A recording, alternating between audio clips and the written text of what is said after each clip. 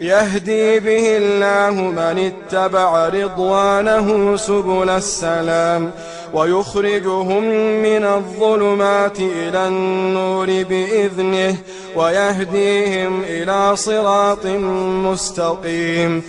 پدې قرآن سره الله تعالی د سلامتی د لارې هدایت کوي هغه چاته چې د هغه الله تعالی د رضا تابع وي او هغه الله تعالی په خپل حکم سره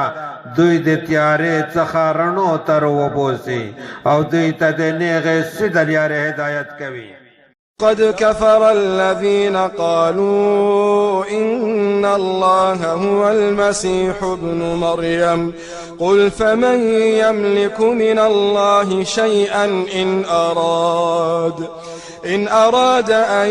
يهلك المسيح ابن مريم وأمه ومن في الأرض جميعا ولله ملك السماوات والأرض وما بينهما يخلق ما يشاء والله على كل شيء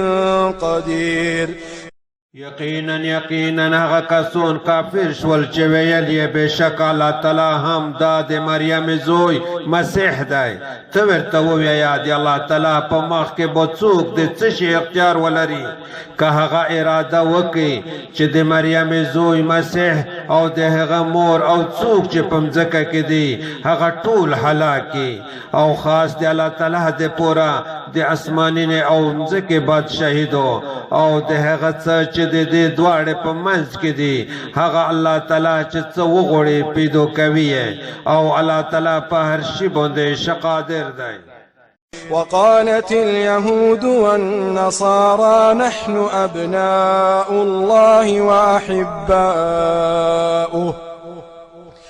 قل فلم يعذبكم بذنوبكم بل أنتم بشر ممن خلق يغفر لمن يشاء ويعذب من يشاء